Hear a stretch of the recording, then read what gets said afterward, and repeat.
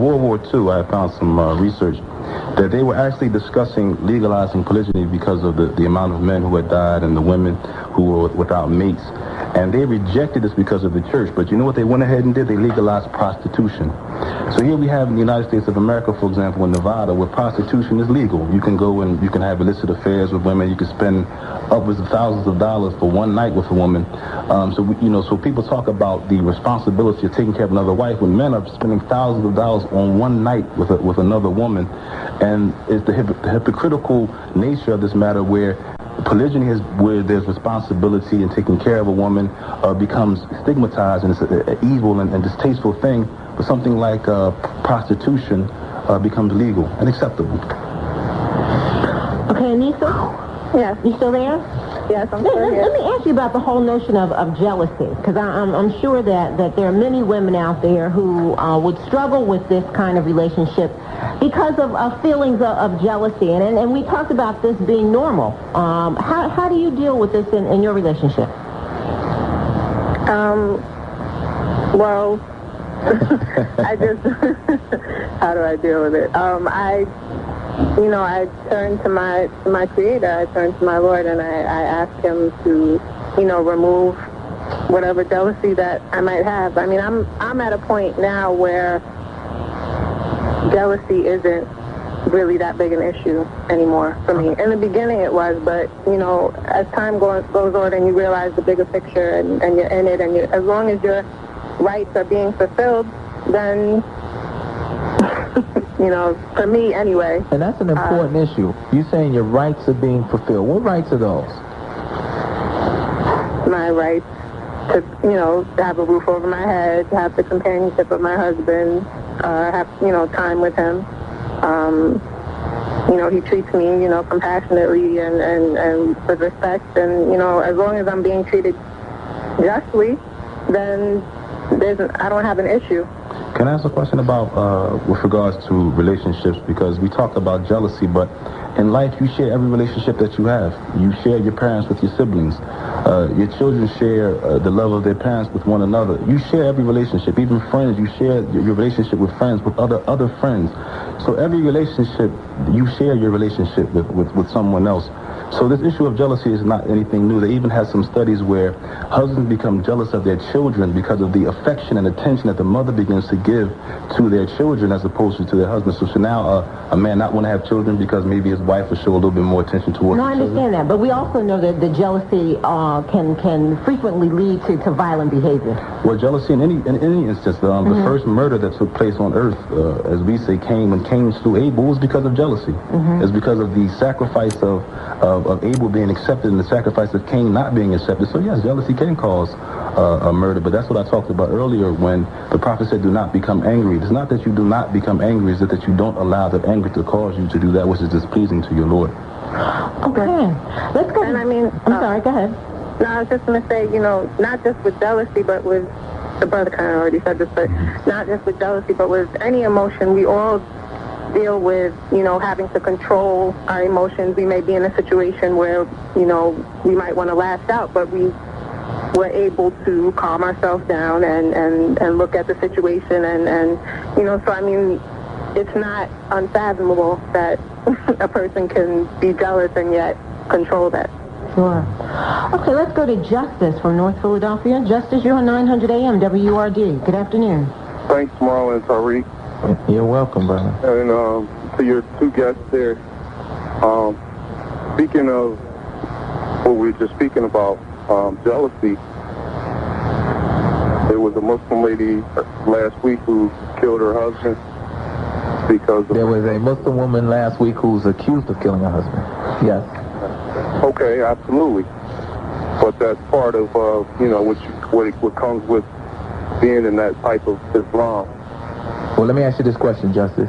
Have we seen in the papers, especially in the city and county of Philadelphia, of women who were not in relationships with men any longer, and the man is in a relationship with a new woman, in fact, a wife, for many years, and the woman kills the man? Or a relationship we can talk about out of Philadelphia where the woman was the pilot. I think she was an astronaut, and she was in a relationship with some man.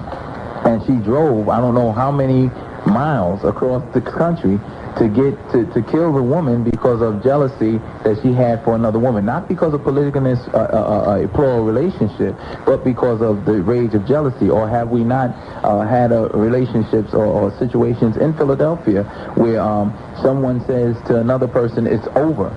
Not that they're going to see another individual, man or woman, whoever it may be, but that the relationship is over, is resolved. There's no longer any affection. There's no longer any compatibility, and the person flips because they don't like that news, and they kill a person. And that wasn't because of plural marriage. That was because of the emotion of jealousy. So we have to be very careful. And the reason why I say this is that, first of all, there has been no evidence put forth on this woman. There have been allegations. And in Islam, without evidence, then we don't have anything. You know, you said to speak about that. I wanted to throw a few things out. No, but you did say you started out by saying. He just made a comment. He just made a comment, an observation. I want to interject also. Make a comment. He said that the woman murdered her husband. But I want to interject though. Even in this issue, I have a case where polygyny may have stopped the murder, perhaps. I don't know if you know, but a few years ago, a rabbi from Cherry Hill. There was a rabbi from Cherry Hill who fell in love with another woman. He had an extramarital affair, and he fell in love with this woman. So, as opposed to divorcing his wife and the problems and the stigma that would have been attached to that with regards to his position as a rabbi over his congregation, he wound up killing his wife. I'm sure you heard of the case of the rabbi in Cherry Hill. Now, what if this rabbi, if this was a situation where polygyny was actually something that wasn't stigmatized here in the States, and he was able to have both wives? Maybe that would have been a situation where he wouldn't have to have killed his wife in that instance. The point that I'm making is that, as the brother just mentioned, polygyny is not the cause of murder. Rather, it was the jealousy with regards to sharing a relationship with another person that was the cause that we believe of murder. Justice, did you have another question or something? Yeah, I do. And I want to say that when we were enslaved as people and brought to this country and that thing, we didn't have Islam or any type of it. No, actually, we did have it. Actually, you're incorrect in that statement. In Mali, Mansa Musa, who was from West Africa, from the West African kingdom of Mali, or Timbuktu was actually the capital of that particular region. They were Muslims. Mansa Musa actually made Hajj, and he. I'm not saying wait, let me finish. He took so much gold with him upon the Hajj, the pilgrimage to Mecca, that he actually messed up the economy of Egypt because of how much gold he had spent in charity when he traveled. There were Sanga Ali after him in the Senegal Empire. So therefore, many of the West African tribes and nations were Muslim, and many of the slaves that came to America were indeed Muslims. You need only look at Roots by Alex Haley, and the first words in the book are what? Allahu Akbar. God is most great. I'm not saying that we weren't. No, you just said it. You just said it. What I'm saying is, after we were enslaved, we were denied the ability to practice Islam or any other religion. Okay. So, we couldn't read the Bible for hundreds of years and such, things like that. So, which brings us to where our people were stripped away from each other, mothers from fathers, and husbands from wives, and these different things. And at that point, people were just married to one person after being in the Americas or something like that, and then they were perhaps taken away from each other, never to be seen again. My only thing, I have a couple questions to ask you, is that if it's fornication and different laws that you go by, and fornication is one of them, then how many, if you have 4 wives, then after that, is it fornication, or is it after you have 2 wives? I mean, what is fornication after that? And then how many people can you love at once? I mean, is you going to love 2, or you love 3, or you love 4, or you love one better than the other? I don't understand that. Well, first of all, with regards to fornication... I'm going to hang up and listen. Thank you. Thank you for your call, Justin. Fornication is any illicit sexual act that takes place outside of the confines of marriage, whether it be you have one wife and you fornicate with a woman outside of the confines of marriage, whether you have 4 and you fornicate with women outside the confines of marriage. What fornication is to commit this act outside of the confines of marriage. And of course, if one is married, then it's considered adultery, which is stronger than act just fornication itself. With regards to the issue of love, then the scholars historically, there's a scholar in Islam known as Ibn Qayyim al-Jawziyah, and he has a book called Rawdatul Muhibbeen, the Garden of the Lovers. And he discusses some time ago with regards to the different types of love. And he discusses that there is a passionate love and there's a companionate love. That passionate love is that love that you feel, the heat of passion, as we say. And then there's a companionate love that kind of, after that passionate love kind of cools off, and you have the relationship between your spouse of mercy and honor between one another. Then there's no question that a man can love more than one woman in this fashion. And I mean, I don't think that history has shown anything different. Rather, a man can love more than one woman, as we mentioned in the narrations earlier. But if he prefers one, he loves one more than the other. This is something that is out of his control. As there's a verse in the Quran that people have misinterpreted, where Allah says, "And you will never be able to deal justly between women, even if it is your ardent desire." And some say, see, that's a proof right there that you can't have more than one wife, because you can't be just between them. Now, what that means is that you are not going to be able to control your heart. I mean, you may prefer one. One may be funnier or more attractive to you than the other. But even with that, at the end of the verse, we have to take the whole of the verse. We can't take it out of context. Allah says, so do not lean towards one. Do not lean towards one. So even if you had that feeling, it is not permissible for you to demonstrate it with your actions. Because if you do, what happens? But when you say you're not permissible, I mean, you have to exercise the discipline. No question. I mean, I understand that the guidelines are there, but, you know, again, it kind of goes back to my question is as to whether or not, you know, people follow them. I mean... Well, first thing first. So the first thing that must be understood is the Prophet Muhammad, he made a very beautiful statement when he said that the people are like 100 camels. You're not about to find one that is suitable to ride. And what the scholars say that means is that every human being has faults. We all come with flawed creatures, right? So that does not mean that a man, even in monogamy, is going to be perfect in his relations between him and his wife. So yes, there's going to be times when a man may fall short, or even a woman in her responsibilities towards her husband may fall short. But again, the overwhelming benefit of polygyny overrides that, and then we have been encouraged to, or commanded, I should say, to remain firm upon those edicts that have been mentioned in the Quran and the Sunnah of the Prophet. So yes, if your question is, does everyone stick to what they're supposed to do? We hope so, and we call towards this, and we encourage this, and we command the people with this.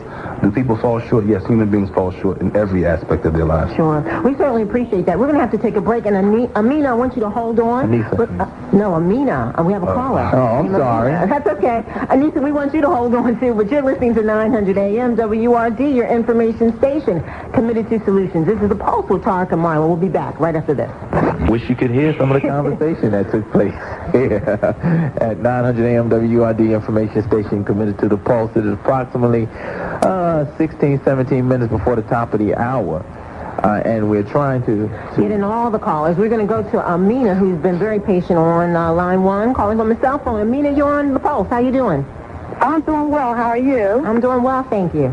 Assalamu alaikum to everyone. Wa alaikum assalam.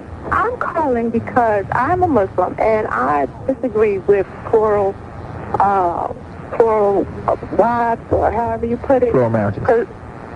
Plural marriages. And I believe that is a total misinterpretation that's in the Quran. It says one is best if you but knew. So the Prophet misinterpreted the Quran himself?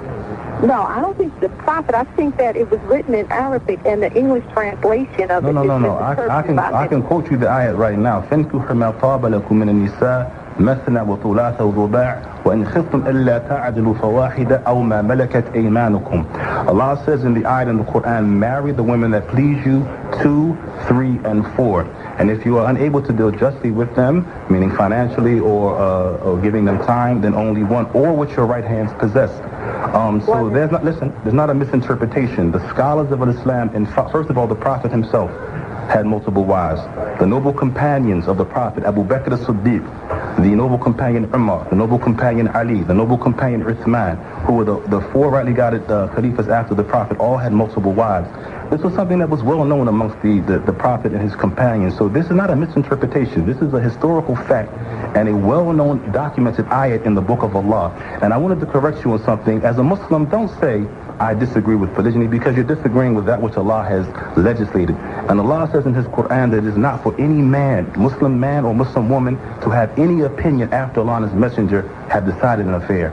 So submit with the greatest of submission. This is what the believer does. He enters into Islam.